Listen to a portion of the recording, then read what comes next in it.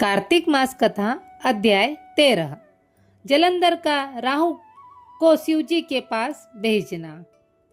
नारद जी बोले, हे राजा प्रथु, उस दान देवेंद्र राजा ने विधि पूर्वक मेरा पूजन सत्कार करके हंसकर कहा, हे ब्राह्मण, आप कहाँ से आए? क्या कहीं कुछ अद्भुत वस्तु देखी है जिस कारण से आप आए हो? आज्ञा करिए। नारद जी बोले, हे दैत्येंद्र, मैं कैलाश पर्वत पर गया था। वहां पार्वती के पास बैठे हुए शिवजी को देखा। 10,000 योजन चौड़ा वह कैलाश पर्वत है। वहां अनेकों कल्प वृक्ष और कामधेनु है। वह क्षेत्र बहुत सी चिंतामणियों से प्रकाशित है। उसे देखकर मुझे आश्चर्य हुआ कि तीनों लोकों में यहाँ के समान समृद्धि कहीं नहीं। हे दैत्येंद्र, तब तुम्हारे वैष्णव की भी मुझको याद आई। इस कारण उसको देखने के लिए ही मैं यहाँ आया हूँ। तुम्हारे ऐश्वर्य को देखकर ऐसा लगता है कि त्रिलोकी में तुम्हारे समान भाग्यशाली और कोई नहीं है।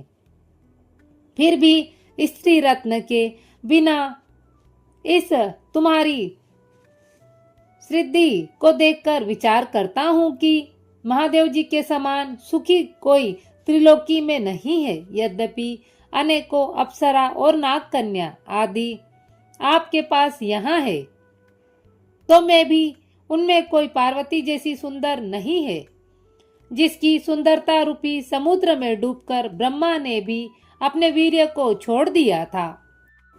तब किसी से क्या तुलना की जाए। एक बार मछली रूपधारी पार्वती के सुंदरता रूपी वन में तपस्वी महादेवी ने भी भ्रमण किया था। सृष्टि रचते समय ब्रह्मा जी ने पार्वती जैसी अनेकों अप्सराओं को पैदा किया, परंतु उसके रूप के समान कोई अप्सरा पैदा न हुई। स्त्री रत्न के भोगने वाले महादेव जी का वैभव सर्वश्रेष्ठ है, जबकि सब कुछ होते हुए भी तुम्हारा वैभव वैसा नहीं है। ऐसा कहकर जब मैं वहां से चल दिया, तब वह दैत्यराज उनके रूप को सुन कामदेव के ज्वर से पीड़ित हो गया। तपश्चात भगवान की माया से मोहित होकर उसने राहु को अपना दूत बनाकर महादेव जी के पास भेजा। उज्जवल चंद्रमा के समान कैलाश पर एक दिन क्षीण चंद्रमा की तरह राहु वहां गया। नंदी से निवेदन करने के लिए वह राहु महादेव जी के पास गया।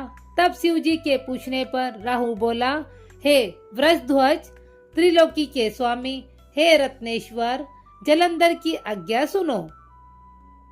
शमशान निवासी हाड़ों की मालाधारी दिगंबर, तुमको हिमालय की बेटी ऐसी सुंदर स्त्री किस प्रकार से मिली है?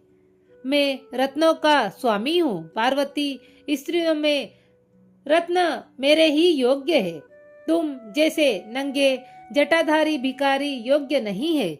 नारद जी बोले, राहु के ऐसा कहते ही महादेव जी की मध्य प्रगुटी से एक ब्रज जैसा भयंकर पुरुष पैदा हो गया। उसका सिंह के समान मुख था, लहलहाती जीभ थी, उसके नेत्रों में ज्वाला थी। उसे अपनी ओर खाने के लिए आते हुए देख राहु डरकर भागा, परंतु जिस ही आकर उस पुरुष ने उसे पकड़ लिया। जब वह राहु को पकड़कर खाने लगा, तब शिव जी ने उससे मना किया कि यह मारने योग्य नहीं है, यह दूत है और पराधीन है, इसे छोड़ दो। शिव जी के यह वचन सुनकर उस पुरुष ने राहु को आकाश में छोड़ दिया। फिर महादेव जी से उस पुरुष ने प्रार्थना की। वह पुरुष बोला, मुझको भूख लगी है, हे देव, मैं क्या खाऊं? यह मुझे आज्ञा दो। शिव जी बोले, तू अपने हाथ पैर का मांस खा ले। महादेव जी ने कहा। नारद जी बोले, शिव जी की आज्ञा से उस पुरुष ने अपने हाथ पांव का मांस खा लिया, केवल सिर ही बाकी रह गया। यह देख शिव जी उस पर अत्यंत प्रसन्न होकर उस भयंकर पुरुष से बोले, हे कीर्तिमुख, तू सदा मेरे द्वार पर रह। नारद जी बोले, उसी दिन से वह कीर्तिमुख शिव जी के द्वार पर रहने लगा। जो पहले कीर्ति मुख का पूजन नहीं करते हैं, उनका पूजन वृथा होता है। कीर्ति मुख द्वारा फेंका गया वह राहु बर्बर स्थल पर जाकर गिरा, इसलिए वह बर्बर नाम से प्रसिद्ध हुआ। फिर वह राहु अपना द्वितीय जन्म समझकर जलंधर के पास गया और सब वृतांत कहा।